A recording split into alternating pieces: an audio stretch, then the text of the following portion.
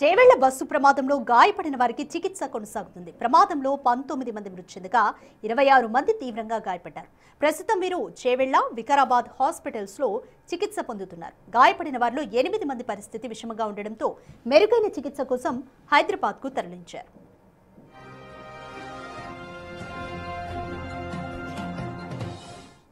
ప్రమాదంలో ప్రాణాలు కోల్పోయిన మృతుల కుటుంబాలు తీవ్ర విషాదంలో మునిగిపోయాయి. ఒక్కో కుటుంబానిది ఒక్కో విషాద గాథ.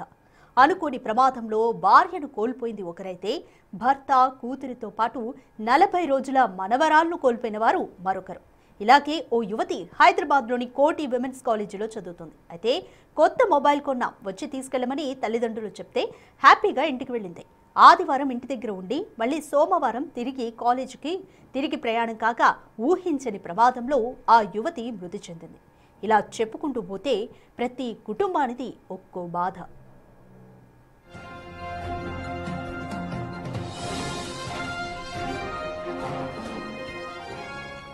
మరోవైపు ప్రమాదంలో ఒకే ఫ్యామిలీకి చెందిన ముగ్గురు అక్క చెల్లెళ్లు మృతి చెందారన్న వార్త ఆ కుటుంబంతో పాటు విన్న ప్రతి ఒక్కరిని కంటతడి పెట్టిస్తోంది. దీంతో తాండూరులోని గాంధీనగర్లో విషాద ఛాయలు అలుముకున్నాయి. ఇంట్లో చలాకీగా తిరిగే అమ్మాయిలు ఇప్పుడు లేరన్న వార్త తల్లిదండ్రులతో పాటు కుటుంబ సభ్యులు కూడా జీర్ణించుకోలేకపోతున్నారు. ఎంతో సరదాగా సందడిగా అందరితో కలిసిమెలిసి ఉండే ముగ్గురు అక్క చెల్లెళ్ళు ఊహించని విధంగా చనిపోవడంతో కాలనీ వాసులు ఆవేదన వ్యక్తం చేస్తున్నారు.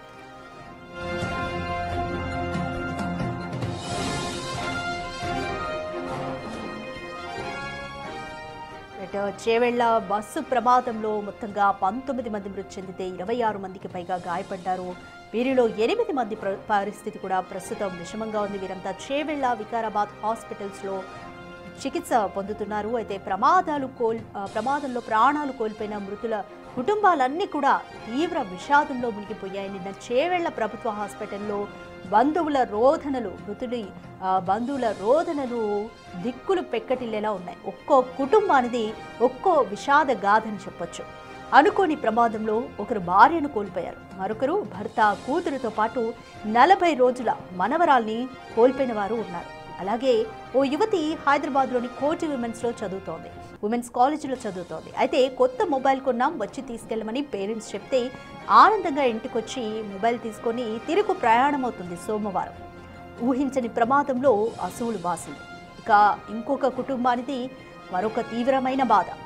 ఒకే కుటుంబానికి చెందిన ముగ్గురు అక్కా చెల్లెళ్ళు కూడా ప్రాణాలు కోల్పోయారు. దీంతో తల్లిదండ్రుల రోదనలు మిన్నంటుతున్నాయి. వాళ్ళ గ్రామంలో ముగ్గురు అక్కా చెల్లెలని 3 పాడల మీద తీసుకెళ్తూ ఒకేసారి అంత్యక్రియలు జరుపుతుంటే గ్రామంలో కూడా చూస్తున్న వారు కూడా ఎంతో కలత చెందారు.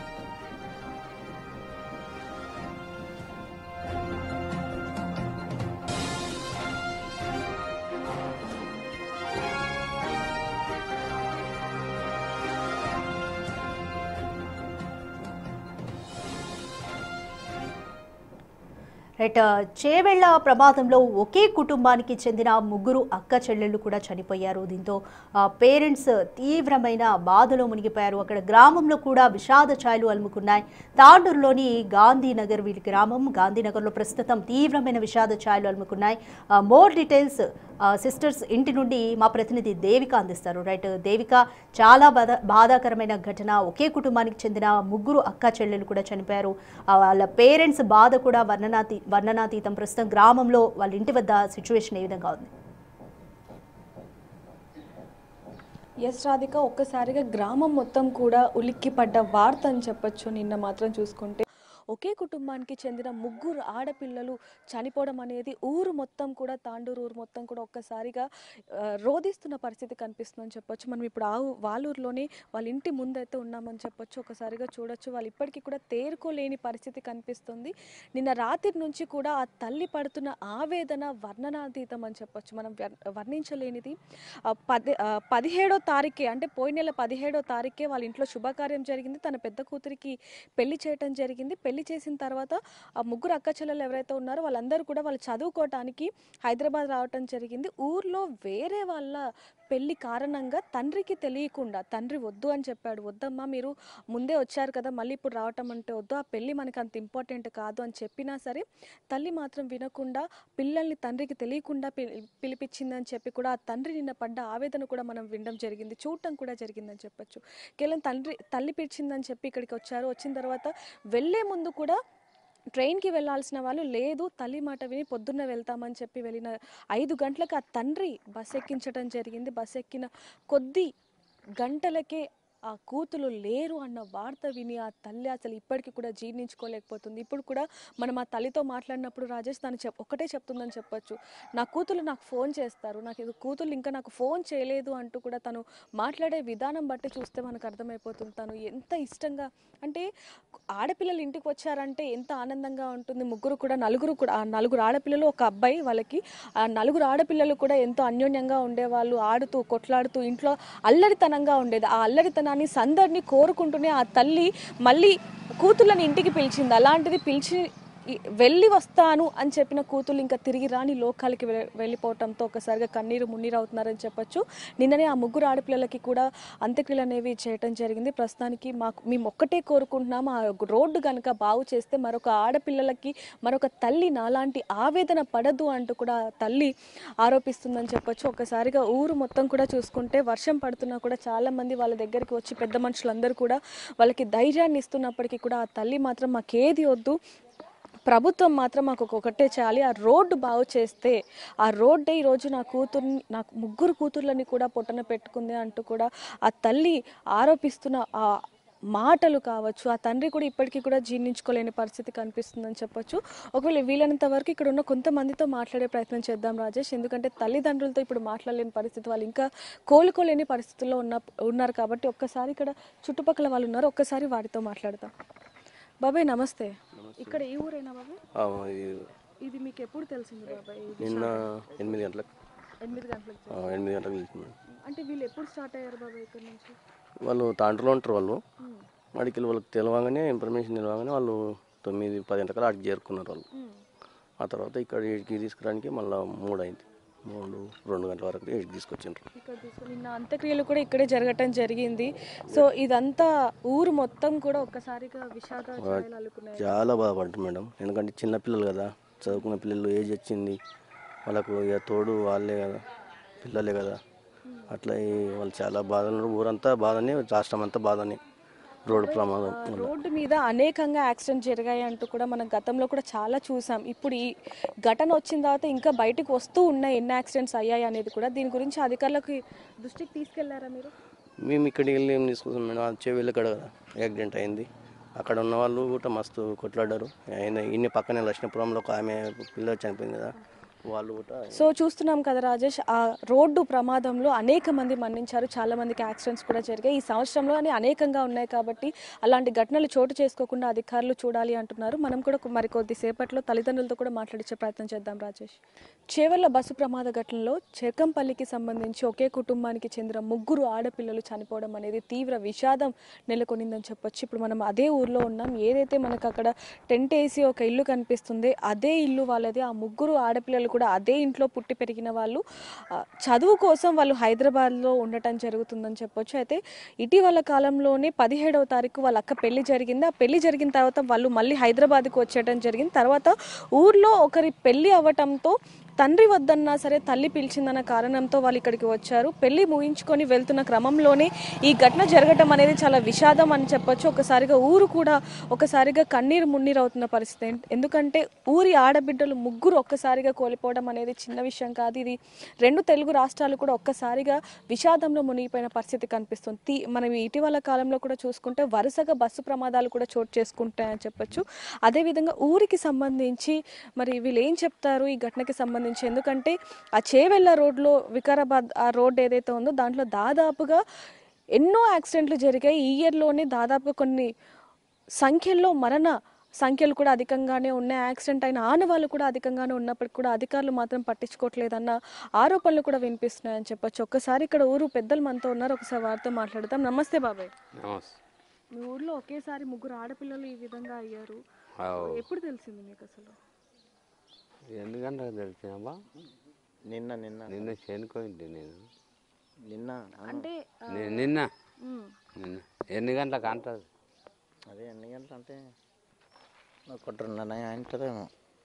అంటే ఒంటి ఎలా గంట ఉండేవాళ్ళండి? ఆడపిల్లలు ఇక్కడ ఎలా ఉండేవాళ్ళు? వాళ్ళ సొంత ఊర్లోనే ఉంటారు. ఉమ్, అక్కడ వాళ్ళ అమ్మాయి మ్యారేజ్కి వచ్చేసి మళ్ళీ హైదరాబాద్ వాళ్ళ బాబాయ్ ఇడిచిపెట్టి బస్ ఎక్కిచ్చి వస్తే అట్లా జరిగిపోయింది అట్లా మేడం. ఉమ్. అంటే తెలిసినప్పుడు మీరు అంటే అసలు మనూరు అమ్మాయిలని అనుకున్నారా? ఎందుకంటే ఇలాంటివి జరుగుతూ ఉంటాయి కదా. అవి జరుగుతున్నాయి కానీ అవి ఫోన్లలో వచ్చే పెట్టేసాను కదా మేడం. మాకు తెలిసింది అప్పుడు 1 గంట వరకు. ఈ చేనుల పండ్లు అందరూ ఆడపడుచులు ఇట్లా అయ్యారు కదా అని అందరూ ఊర్లోకి వచ్చేసారు. వచ్చేసి నిన్న అప్పుడు మరి మాకు నుంచి తెలిసింది. మాకు తెలిసింది. అవునండి, చెప్పండి. ఇక అంతవరకు ఉమ్. మాకు తెలిసింది. అంటే బాబాయ్ మరి దీనికి సంబంధించి ఎన్నో యాక్సిడెంట్లు అయ్యాయి కదా, మరి మీరు అధికారుల దాకా తీసుకెళ్లారా వాటిని? తీసుకెళ్ళారు నిన్న. ఇక వాళ్ళు అక్కడిదక్కడనే సిటీకి ఎక్కెళ్ళి ఇక్కడిక్కడనే ఏం చేసిండ్రేమో తెలియదు మేడం మాకు. అంటే ఏదైతే ఇప్పుడు యాక్సిడెంట్ జరిగిందో దాన్ని కూడా మీరు చూసే ఉంటారు. దాదాపు 21 మంది చనిపోవడం జరిగింది దాంట్లో. అవును ఆ, జరిగింది. ఏం ఇది ఫస్ట్ టైం. ఫస్ట్ మా ఊర్లో మాకు తెలిసినంత మాత్రాన ఫస్ట్ వ్యక్తులు ఒక కుటుంబం అంటే ఇప్పుడే తెలిసింది మాకు. మేము చిన్న ఉన్నప్పటి నుంచి వెళ్ళి యాక్సిడెంట్లు అయ్యడం మాకు ఆయన కూతుర్లు ఒకటే కుటుంబం నాశనం అయిందంటే ఫస్ట్ టైం ఇప్పుడు. 15 రోజులు అయింది ఒక పిల్ల పెళ్ళి అయ్యి. 15 రోజులు. ఈ పది అయితే 16 రోజులు అవుతుంది. జరిగిన తర్వాతనే ఆ పిల్లలకు ఈ యాక్సిడెంట్ అయింది. ఇంట్లో శుభకార్యం జరిగి కొన్ని రోజులు కూడా అవ్వలేదు, దాదాపు నెల రోజులు కూడా అవ్వకుండానే ఇంట్లో విషాద ఛాయలు అల్లుకోవడం అనేది చాలా బాధాకరం అనేది కూడా ఊరు వాళ్ళందరూ కూడా రోధిస్తున్న పరిస్థితి కనిపిస్తుంది. ఇప్పటికీ కూడా ఆ తల్లి ఇప్పటికీ అంటే తన కూతురు బ్రతికే ఉన్నారు అంటూ కూడా నమ్ముతుందని చెప్పొచ్చు. నా పిల్లలు ఇంకా నాకు ఫోన్ చేయలేదు, ఇంకా ఎప్పుడు వస్తారో అంటూ కూడా మాట్లాడుతున్న మాటలు ప్రతి ఒక్కరికి కూడా కళ్ళల్లో నుంచి నీళ్లు తెప్పిస్తున్నాయని చెప్పొచ్చు. అదేవిధంగా ఊరు వాళ్ళందరూ కూడా వాళ్ళకి ధైర్యాన్ని ఇవ్వటానికి వస్తున్నా కూడా తల్లి తీసుకొని పరిస్థితి కనిపిస్తుంది. ఒకసారి ఇక్కడ ఊరు ప్రజలు కూడా ఒకసారి ఉన్నారు, వారితో మాట్లాడదాం. అమ్మ ఒక్క నిమిషం. అమ్మ ఎప్పుడు తెలిసిందమ్మా మీకు ఈ విషయం? నిన్న మేడం, నిన్న మాకు 10 గంటలకు తెలిసింది. 3 పిల్లలు ఒకటే ఇంట్లో, వాళ్ళు హైదరాబాద్లో చదువుతారు. నిన్న ఎగ్జామ్ ఉన్నాయని వెళ్ళిండ్రు. ఇక ఇట్లా అయింది. ఇక అంటే అమ్మ వాళ్ళు వచ్చి దాదాపుగా నెల కూడా అవ్వలేదు అని చెప్తున్నారు. అంటే వాళ్ళ అక్క పెళ్ళికి వాళ్ళ అక్క పెళ్ళికి వచ్చిండ్రు, వెళ్ళిపోయిండ్రు. మళ్ళీ వచ్చి మళ్ళీ వెళ్ళిపోగానే ఇట్లా అయిందంట. ఎగ్జామ్ ఉన్నాయని వెళ్ళిపోయిండ్రు వాళ్ళు. సడన్గా మధ్యలో ఇట్లా అయింది. వెళ్ళే ముందే మనం కలిసారమ్మా? అంటే మామూలుగా ఊర్లలో ఎవరైనా ఊరు వెళ్తూ ఉంటే అందరికీ చెప్తూ ఉంటారు కదా, వెళ్ళేటప్పుడు చెప్పడం. మేడం వాళ్ళు అక్కడ తాండూరులోనే ఉంటారు. వాళ్ళు అక్కడ నుండి వెళ్ళిపోయిండ్రు. ఉదయం 5 గంటలకు వెళ్ళిపోయిండు బస్కు. మధ్యలోనే అట్లా చేవేళ్ళ దగ్గర అట్లా అయిపోయింది. అంటే అమ్మ నిన్ననే అంత్యక్రియలు కూడా జరగటం జరిగింది. ఒకే ఇంట్లో 3 అనేది చాలా డేంజర్ అయింది మేడం. నిన్న అట్లా ఎప్పుడు కాలేదు, నిన్ననే అయింది. మీరు అంటే ఆ యాక్సిడెంట్స్ ఏమన్నా వింటూ ఉంటారా అప్పుడప్పుడు? లేదు మేడం, సడన్గా మేము నిన్ననే తెలుసుకున్నాం. ఇక అంటే ఆ రూట్లో ఎక్కువగా యాక్సిడెంట్ అవుతుంది. అవుతున్నాయి మేడం, బాగానే అవుతున్నాయి. అక్కడ రూట్ బాగాలేదు కదా మేడం, అట్లానే అట్లా అవుతుంది. ఓకే. సో చూస్తున్నాం కదా, అక్కడ ఎక్కువగానే యాక్సిడెంట్స్ అనేవి జరుగుతూ ఉంటాయి అనేది మాత్రం ప్రతి ఒక్కరూ చెప్తున్నారనే చెప్పొచ్చు. కానీ దానికి సంబంధించి మాత్రం ఒక పరిష్కారం మాత్రం తీసుకొని రావట్లేదని చెప్పొచ్చు.